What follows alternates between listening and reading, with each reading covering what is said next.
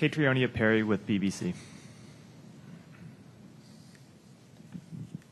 Thank you, Katrina Perry with BBC News. Mr. Secretary, if I could just follow up on my colleague's comments there. You referred to a multi-staged response to yesterday's attack. Do you hold Iran directly responsible? Do you consider the US to be at war or on the verge of war at this point? And what impact would any response have on the hostage ceasefire deal, which we're told is at an advanced stage at this point? And Mr. Secretary General, if I could ask you what NATO's view is of the risk of the US becoming involved in a direct conflict with Iran, what that means for NATO's other priorities, including Ukraine, and on the risk to further US funding of Ukraine, can NATO and other allies, including the EU, keep Ukraine going without the US if they need to do that? And just on the point of EU and European countries, on the issue of Sweden and Hungary holding out on its ratification of membership, do you think, is that forthcoming soon, and what does that mean for future expansion of NATO? Thank you. Thank you.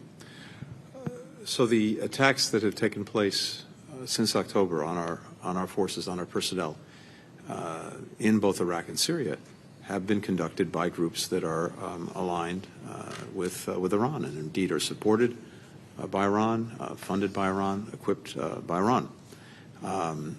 And I would note that the presence of our forces in both Iraq and Syria has nothing to do with Gaza, nothing to do with the conflict that's taken place since October 7th. It's the horrific attacks by Hamas, and everything to do with making sure that ISIS doesn't reemerge. That's why they're there.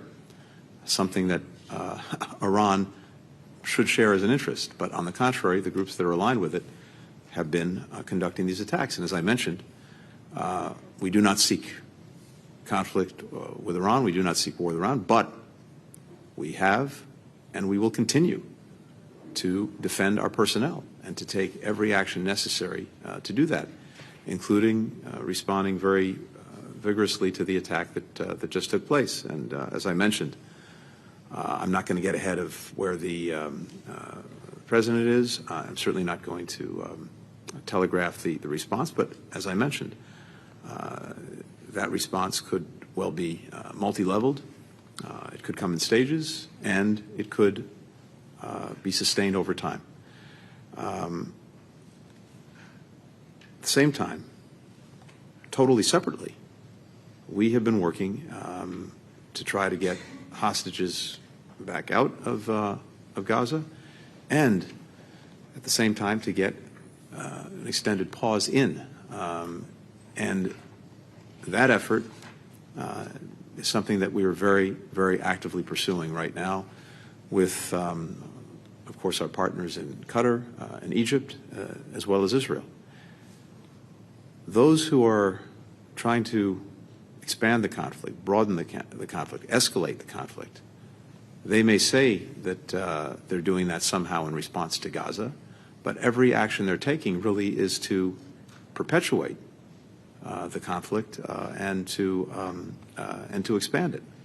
They don't have the interests of anyone in mind except their own interests as they see them, and we're determined again that we do everything possible not to see the conflict expand. On the contrary, we're working to end it, and end it in a way that the atrocities of October 7th never happen again, as well as the suffering that we've seen on the part of Israelis and Palestinians alike doesn't happen again. That's what we're working toward, and that's where our focus is.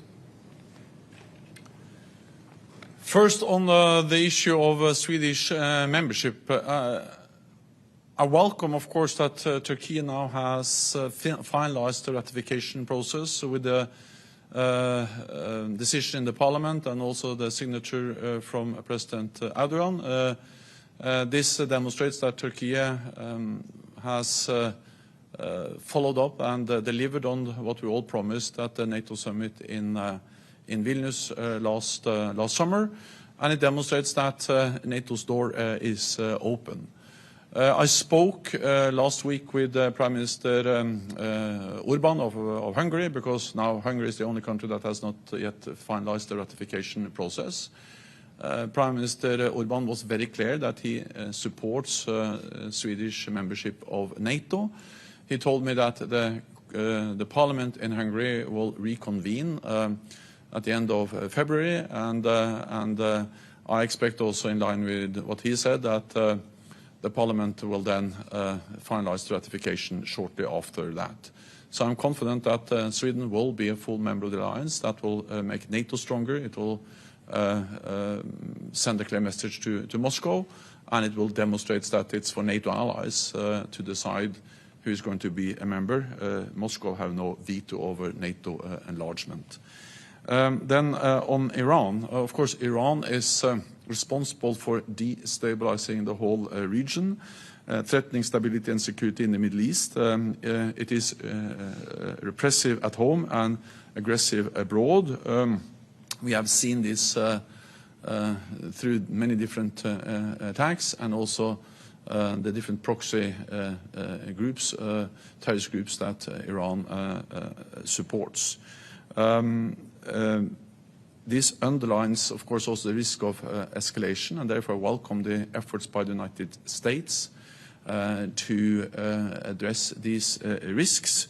And it is important that we also realize that Russia and Iran are now aligning more and more.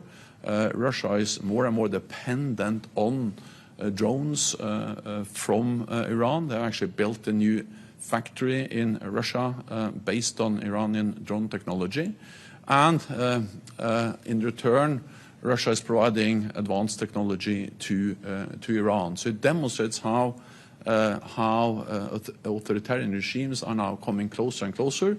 And the only answer to that is that NATO allies, all those countries that believe in democracy, have to stand together as we do in NATO.